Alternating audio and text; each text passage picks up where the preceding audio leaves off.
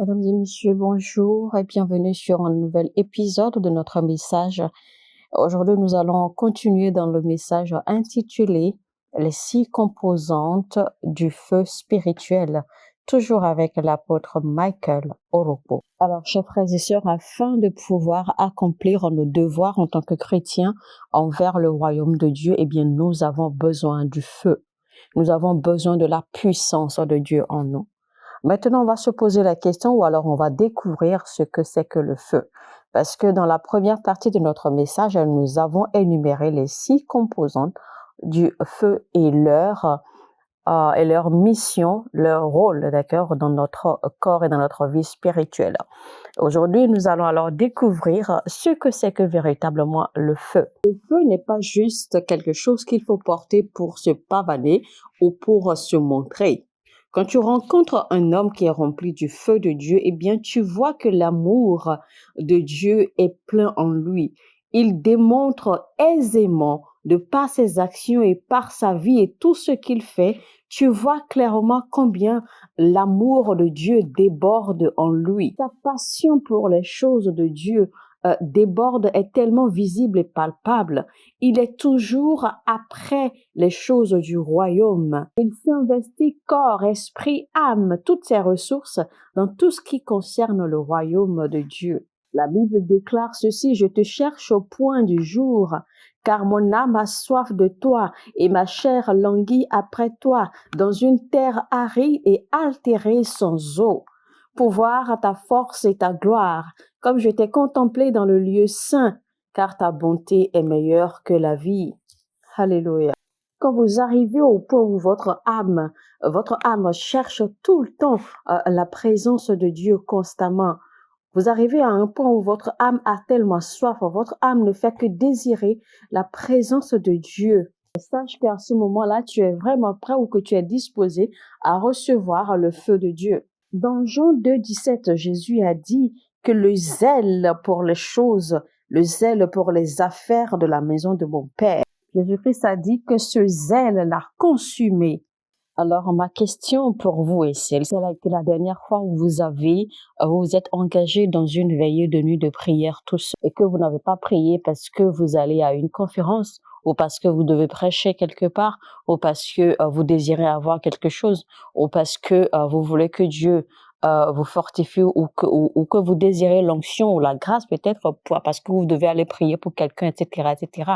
Quelle a été la dernière fois où vous vous êtes engagé de façon délibérée dans une veillée de prière parce que votre âme soupire à lui, parce que vous voulez juste passer des moments en sa présence, parce que vous cherchez sa face? Quelle a été la dernière fois? Écrit dans Cantique 1, verset 2, qu'il me baise des baisers de sa bouche, car ton amour vaut mieux que le vin. Tes parfums ont une odeur suave. Ton nom est un parfum qui se répand. C'est pourquoi les jeunes filles t'aiment. Entraîne-moi après toi, Seigneur. Nous courons. Le roi m'introduit dans ses appartements. Nous nous égarerons. Nous nous réjouirons. À cause de toi, nous célébrerons ton amour plus que le vin. C'est avec raison que l'on t'aime. Alléluia. Cela devrait donc être le genre d'intensité d'amour et de désir, le genre d'intensité de passion que nous devons nourrir à la présence de Dieu. Donc, concrètement, c'est quoi un feu spirituel? Bien, le feu spirituel, c'est la puissance pour être témoin de Christ. Parce que quand un homme est vraiment passionné, quand un homme est rempli de feu pour les choses du royaume, cet homme va à la conquête des âmes. Tu ne peux pas prétendre avoir le feu de Dieu en toi. Tu ne peux pas prétendre avoir la passion pour les choses du royaume et que tu n'es pas productif sur le terrain. Rappelez-vous, les apôtres, dès qu'ils ont été impactés, dès qu'ils ont reçu la puissance de Dieu, ils sont sortis immédiatement dans les rues. Ils ont commencé à aller de ville en ville pour prêcher l'évangile, pour représenter Christ, pour manifester les œuvres qu'ils ont reçues. Dans la première partie de notre message, nous avons vu un peu comment les apôtres ont commencé le ministère de l'évangélisation et comment ils ont gagné 3000 âmes, ensuite 5000 âmes, ensuite toute une cité, et ensuite la bonne nouvelle se répandait, plus d'âmes étaient gagnées, plus de gens rejoignaient l'église, jusqu'à ce que les gens ont commencé à être impactés pour se diriger dans d'autres villes hors des villes environnantes, et que chacun commençait maintenant à porter l'évangile loin. Quand un homme a le feu de Dieu, quand un homme a la passion pour les choses, pour le royaume de Dieu, il désire que tout le monde vienne à la connaissance, il désire que tout le monde reçoive la connaissance de la vérité de Christ. Il désire que tout le monde soit sauvé. Un homme qui est véritablement en feu pour Dieu veut toujours être là dehors en train de chercher à sauver les âmes, en train de prêcher l'évangile. Il cherche tous les moyens pour que les âmes viennent à Christ. C'est le modèle parfait que Jésus-Christ nous a présenté lui-même. Chapitre 8, à partir du verset 1 jusqu'à 5 et encore plus en bas, la Bible nous fait comprendre clairement que notre Seigneur Jésus-Christ allait de ville en ville, de cité en cité, pour enseigner la parole, et il allait partout pour faire le bien, pour guérir les malades, pour prêcher l'évangile, pour délivrer les gens.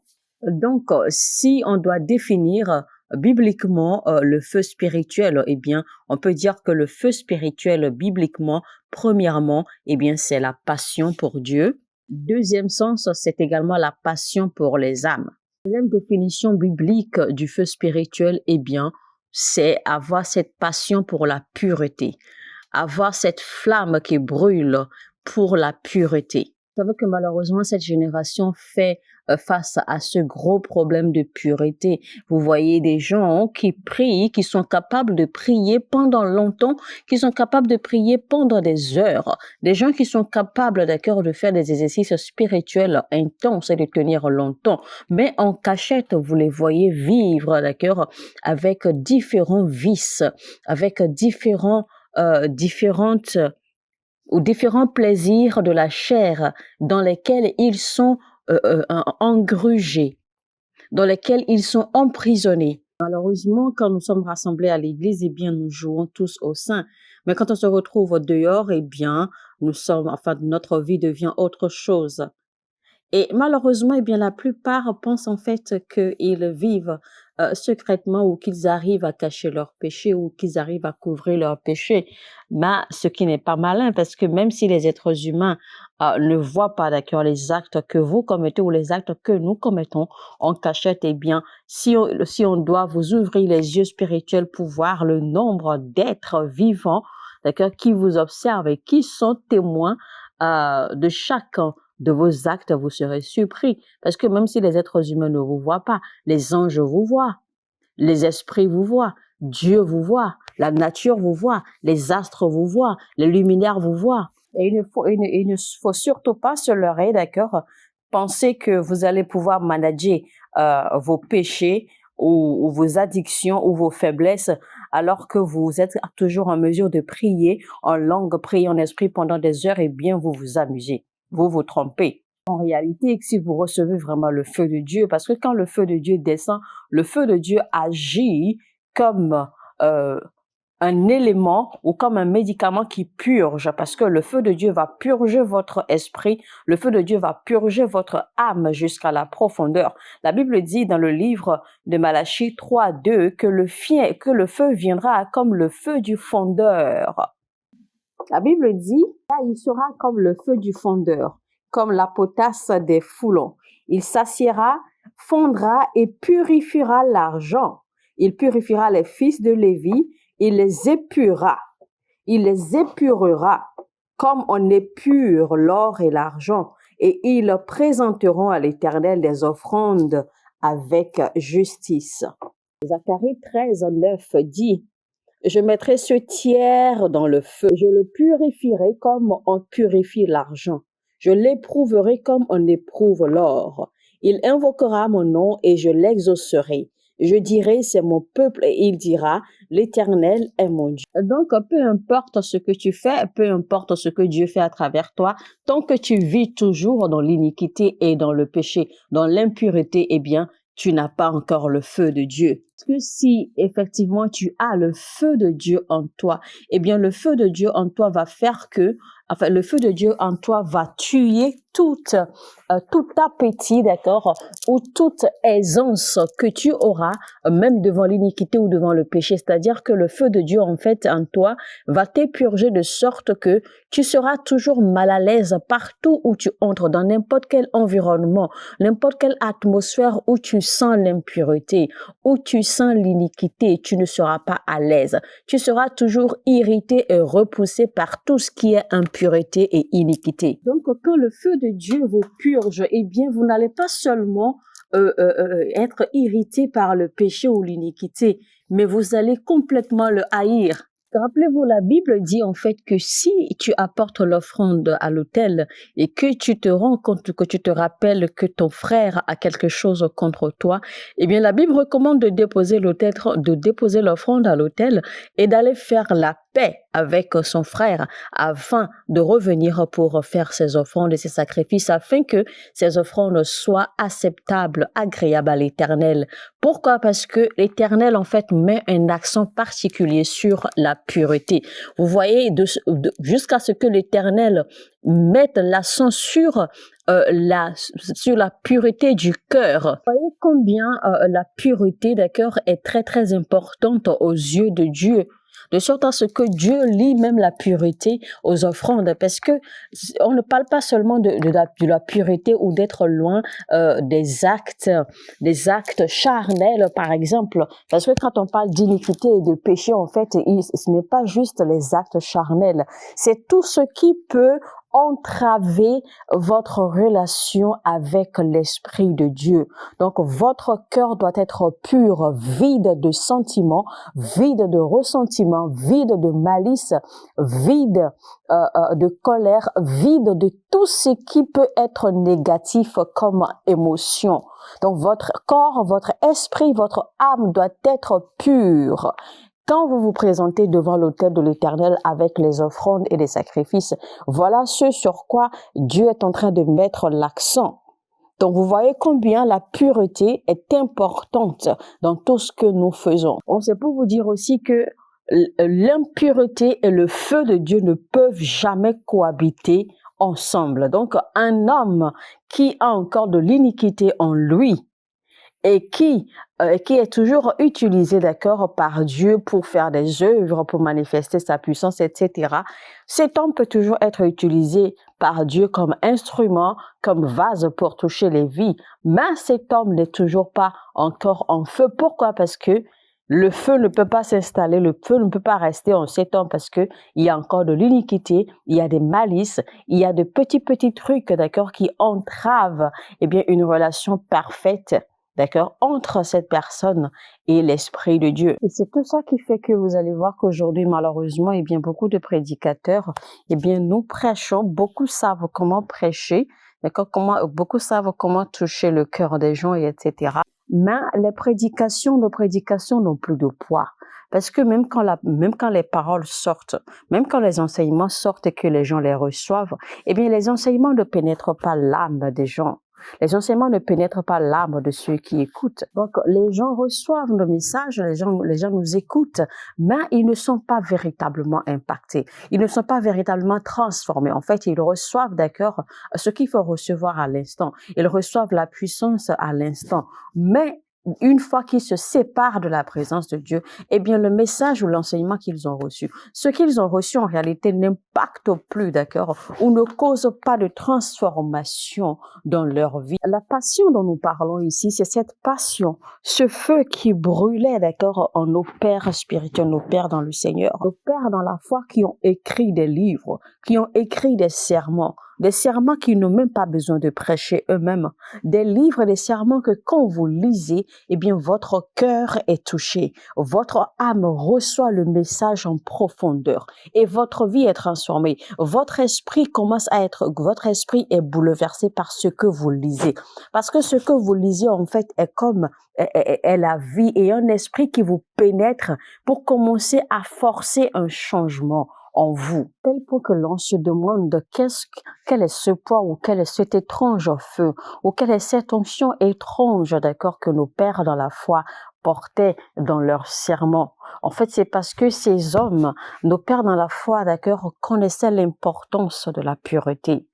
Nos pères dans la foi ont cultivé la pureté, ont cultivé la sainteté. Donc, si nous voulons vraiment impacter notre monde, si nous voulons vraiment changer notre monde, eh bien, nous devons apprendre à cultiver cette même passion, ce même feu que nos pères dans la foi avaient, cette même chrétienté que nous devons cultiver et travailler pour présenter à notre génération et aux générations à venir.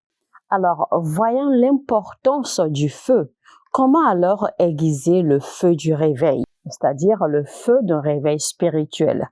Comment l'aiguiser? Comment le rallumer? Eh bien, premièrement, c'est avoir l'humilité du cœur. En fait, l'humilité du cœur est le premier socle de la prière. L'humilité du cœur qui active une prière et une adoration effective, une prière et une adoration vraie, dans l'amour et dans l'esprit de Dieu et en vérité. Il dit dans 2 Chroniques 7:14, « Si mon peuple sur qui est invoqué mon nom s'humilie, prie et cherche ma face, et s'il se détourne de ses mauvaises voies, je l'exaucerai des cieux. Je lui pardonnerai son péché et je guérirai le pays. » Donc, en fait, on va souligner ici la première phrase. « Si mon peuple sur qui est invoqué mon nom s'humilie, prie et cherche ma face. » Vous voyez donc que Dieu met l'accent sur l'humilité du cœur. Oui, nous allons prier, c'est d'accord. Nous allons invoquer le Seigneur, c'est d'accord. Mais quel est l'état de notre cœur quand nous invoquons le Seigneur? Est-ce que l'état de notre cœur nous permet l'exaucement de nos prières? Est-ce que l'état de notre cœur permet un exaucement effectif? Est-ce que l'état de notre cœur permet que nos prières montent vers le trône de Dieu?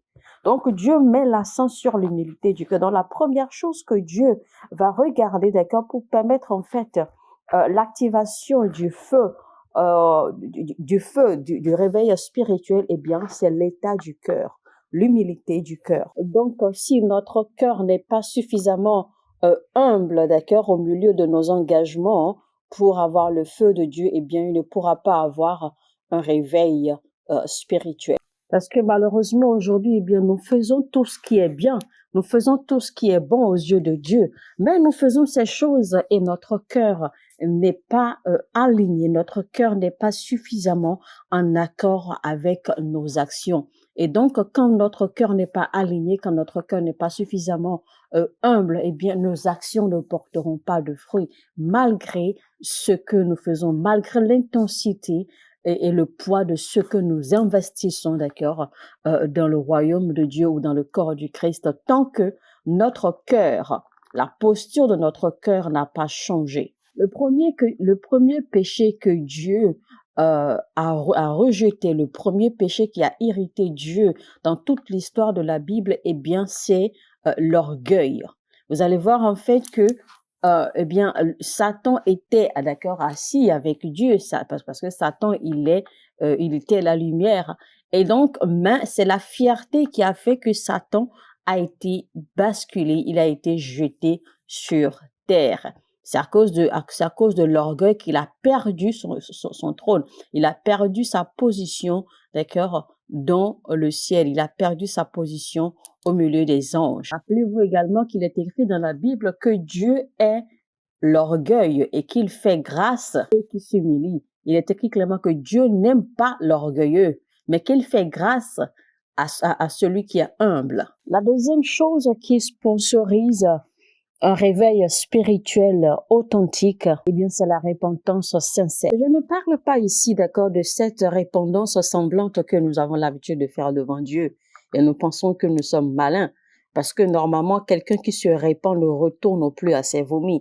Quelqu'un qui se répand est suffisamment brisé, suffisamment touché par le péché qu'il a commis. Ça veut dire que sa conscience est tellement vive qu'il ressent une blessure profonde, sorte que en fait il se détourne, d'accord, des voies qu'il avait empruntées, des voies de l'iniquité ou des voies du péché pour lesquelles en fait il est en train de se repentir. Mais généralement, aujourd'hui, ce que nous observons, eh bien, quand l'on commet un péché, eh bien, l'on vient devant l'Éternel, on pleurniche et on dit, Seigneur, pardonne-moi. On dit qu'on s'est repenti, mais dès qu'on tourne le dos, eh bien, on retombe encore dans la même chose. Et on ne fait que répéter et répéter et répéter. Et donc, notre repentance n'est jamais complète. Normalement, quand vous êtes vraiment repenti, eh bien, vous ne retournez plus aux choses que vous aviez l'habitude de faire.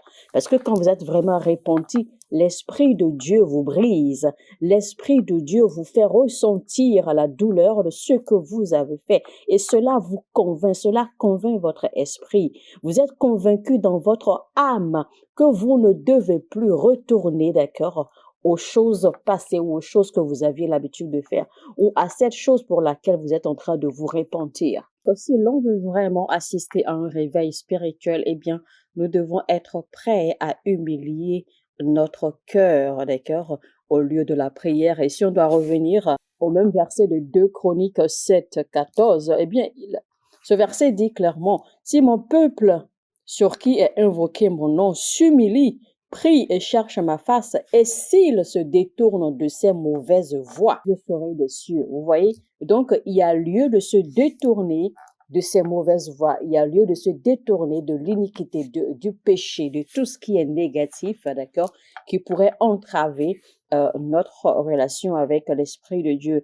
et qui pourrait entraver un réveil spirituel effectif.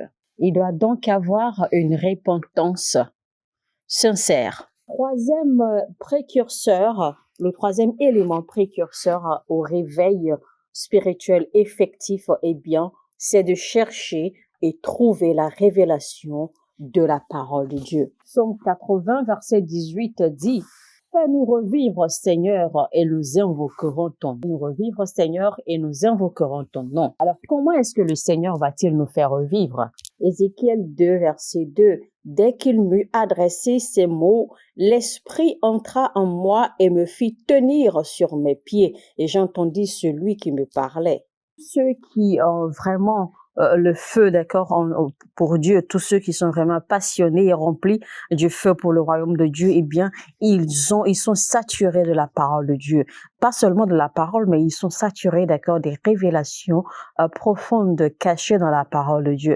Donc, si vous n'avez pas la parole, si vous ne lisez pas la parole et que vous ne cherchez pas la révélation cachée derrière les mots que vous lisez dans la Bible, eh bien, il vous sera difficile de voir ou d'expérimenter un réveil spirituel. Dans Lévitique 6, 12, il dit « Le feu brûlera sur l'autel et ne s'éteindra point. Chaque matin, le sacrificateur y allumera du bois, arrangea l'holocauste et brûla la graisse des sacrifices d'action de grâce. » Alors, ce qu'on va souligner ici, c'est la première phrase. Le feu brûlera sur l'autel et il ne s'éteindra point. Alors, que faire pour que le feu ne s'éteigne pas? Il faudrait alors que le sacrificateur y mette du bois régulièrement. Et ce qui représente le bois ici, c'est la parole de Dieu. Comme nous sommes tous assis ensemble et que nous écoutons les enseignements, nous écoutons la parole de Dieu, eh bien, dès que la révélation sort de la parole de Dieu, la révélation ne pénètre pas tout le monde de la même façon. C'est justement en cela qu'on l'appelle révélation. Parce que quand la révélation derrière la parole que nous entendons nous pénètre chacun, eh bien, la révélation, c'est que a un effet ou un rôle particulier qu'elle joue dans la vie de chaque. Parce que nous sommes différents, nous avons différentes constitutions spirituelles et etc. Donc, la révélation peut venir, d'accord, peut pénétrer quelqu'un et agir en cette personne, soit comme un jugement, soit comme un objet de réconfort, soit comme un objet de guérison, soit comme un objet de délivrance, soit comme un objet soit comme un objet, soit comme une substance. D'accord, je préfère dire substance par objet, comme une substance qui pénètre et qui transforme votre cœur, comme une substance qui pénètre et qui impacte votre âme, comme une substance, une révélation qui vous pénètre et qui change votre perception des choses, qui change votre vision des choses. Donc, quand la révélation sort de la parole de Dieu, eh bien, elle pénètre chacun différemment et elle effectue un travail différent également, d'accord, en chacun de nous selon les besoins présents ou selon la volonté de Dieu ou selon ce que Dieu veut fixer dans la vie de chacun. C'est en cela qu'il est important d'être toujours connecté à la parole de Dieu, de toujours lire la parole de Dieu, parce que la parole que vous lisez tous les jours, avec le temps, la parole finira par prendre chair dans votre vie. Et c'est ainsi que vous allez commencer à expérimenter une transformation parce que c'est ainsi que de l'intérieur à l'extérieur, vous allez commencer à être changé, à être transformé. Et donc, c'est ainsi que vous allez pouvoir déclencher le feu de Dieu à l'intérieur de vous, d'accord, dans le temps et surtout avec une persistance, une consistance et une dédicace sérieuse, un engagement vraiment sérieux et un cœur sincère et humble. Avec toute la corruption qui pullule aujourd'hui dans le monde, avec toutes ces choses, toutes ces réalités de la société, d'accord, qui ne cessent de pulluler sur les réseaux sociaux, sur l'Internet, sur la toile, etc., eh bien, nous sommes tellement exposés que la seule solution ou la seule sécurité que nous avons en tant que chrétiens, eh bien, c'est de toujours nous plonger dans la parole régulièrement, quotidiennement, nous saturer de la parole, de la puissance de la vie et de l'esprit qui se trouve dans la parole, afin de ne pas être infecté par les réalités ou par les corruptions, d'accord, les tentations qui ne cessent de s'afficher, qui ne cessent euh, de se lancer pratiquement à notre figure chaque jour. Plus nous nous donnons à la parole, plus nous engageons, d'accord, en fait, à la parole, plus la parole va demeurer en notre esprit, en notre âme, et plus nous allons, d'accord, avec le temps, commencer à ressembler, d'accord, à l'essence que la parole porte. Et comme il est écrit dans la Bible, que notre Dieu est un Dieu notre Dieu est un Dieu de feu dévorant. Donc, il est un feu dévorant et notre Dieu se trouve dans la parole. Donc, plus nous resterons connectés à la parole, plus, d'accord, nous allons ressembler à notre Dieu. Et ceci dans le temps est une dédicace et un engagement sérieux et constant. Car ce sera donc la première transformation qui va se produire en notre âme, en notre esprit, d'accord, si nous restons connectés à la parole de Dieu, car nous allons, avec le temps, ressembler, d'accord, ou avoir commencé à porter la nature de l'esprit de notre Dieu. Vous, le prophète Jérémie a dit, il a écrit dans son livre, j'ai trouvé tes paroles, Seigneur, et je les ai dévorées, et elles sont devenues la joie et l'allégresse de mon âme, de mon esprit. Parce que si véritablement la parole vous pénètre, si véritablement vous lisez, vous recevez la parole, elle provoque quelque chose en vous. Elle a un impact positif sur vous, que vous le vouliez ou non. Le Christ a dit que l'homme ne vivra pas seulement de pain et du vin, mais également de la parole, de toute parole qui vienne de la bouche de l'Éternel. Savez-vous la quantité de paroles qui sortent de la bouche de l'Éternel chaque jour? Avez-vous seulement une idée du genre ou de l'intensité d'engagement qu'il faut pour pouvoir recevoir ces paroles de la bouche de l'Éternel chaque jour? Donc, vous voyez, malheureusement, beaucoup ne portent pas vraiment Dieu en leur esprit. Le troisième élément qui propulse ou qui déclenche un réveil spirituel. Alors, le quatrième élément qui propulse ou qui déclenche un réveil spirituel, eh bien, c'est de devenir un sacrifice vivant. Si vous n'êtes pas engagé à servir le royaume, à servir Dieu, eh bien, vous ne pourrez jamais recevoir ce feu.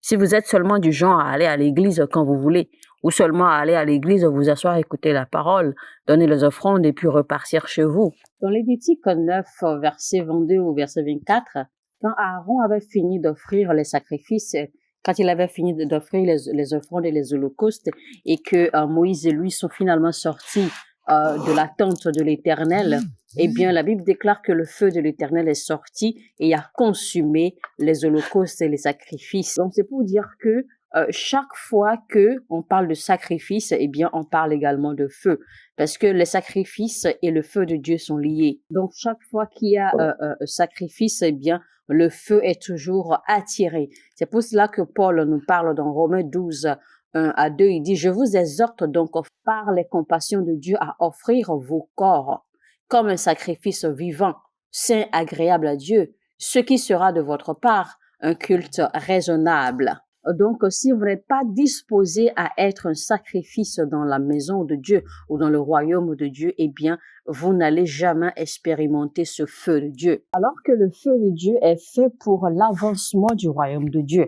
Alors, si vous n'êtes pas disposé à être un candidat pour l'avancement du royaume de Dieu, eh bien, qu'est-ce que le feu de Dieu ferait sur vous? Vous ne pouvez pas avoir le feu de Dieu. Cinquième clé ou cinquième élément qui propulse un réveil spirituel, c'est l'esprit de l'unité. Je peux avoir le feu de Dieu dans un corps qui est divisé. Donc là où il n'y a pas d'unité, là où il n'y a pas d'entente, eh bien l'esprit de Dieu ne peut pas reposer et le feu de Dieu ne peut pas reposer. Rappelez-vous quand les disciples étaient ensemble dans une même chambre.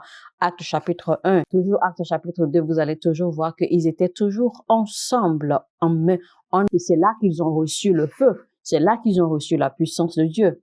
Vous allez voir que dans Actes, si vous étudiez bien Acte 4, verset 28, eh bien, vous allez voir que les disciples, les apôtres, même après qu'ils aient été battus, après qu'ils aient été maltraités par la foule, eh bien, la Bible dit qu'ils se sont rassemblés encore dans leur coin et ont prié en unisson. La Bible dit que là où ils étaient pour prier, tremblait. La Bible dit que là où les apôtres s'étaient rassemblés encore une fois pour prier, d'accord, eh bien le lieu tremblait et que l'Esprit de Dieu descendit et les remplit à nouveau. Donc les apôtres en fait ont évolué, d'accord, ils ont migré de l'unité de l'Église, de l'unité en tant qu'apôtres, ils ont migré, d'accord, de l'unité en accord mutuel dans la prière et de là ils ont migré, d'accord, en accord mutuel dans un cœur, c'est-à-dire que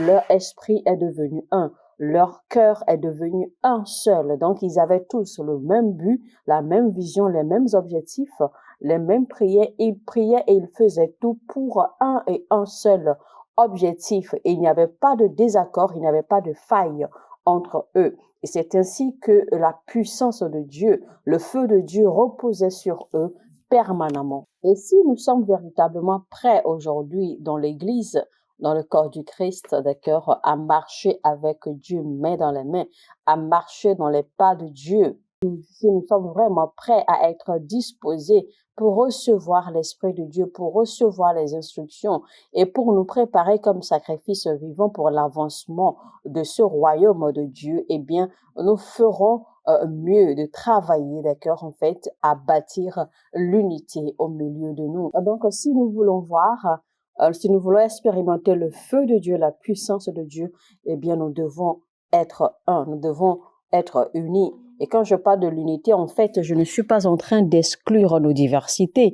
Nos diversités vont demeurer, mais nos diversités vont être soutenues, d'accord, par l'habileté à accepter et endurer les douleurs et les souffrances, la tolérance, il y aura la tolérance, il y aura l'amour, il y aura la compréhension, il y aura la compassion, afin que nous ne détruisions pas le corps, mais plutôt que nous le bâtissions. Dieu verra la sincérité de notre cœur.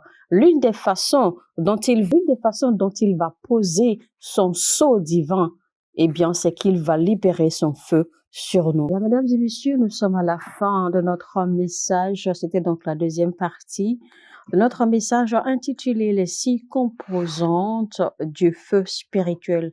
Le feu spirituel, en fait, ça parle, d'accord, du réveil spirituel. C'était donc avec l'apôtre Michael Oropo. Si vous avez aimé ce message, alors likez, cliquez sur le bouton j'aime et partagez au maximum autant que vous pouvez. Afin de mieux comprendre le message, alors je vous exhorte humblement, chaleureusement, à faire recours à la première partie, d'accord, de ce message et vous allez mieux comprendre. Si vous n'êtes pas encore abonné, abonnez-vous et activez la cloche de notification afin de ne rater aucun de nos messages. Sur ce, je vous dis que Dieu vous bénisse abondamment. Shalom, shalom chez vous. Mon heure a sonné et votre heure a sonné.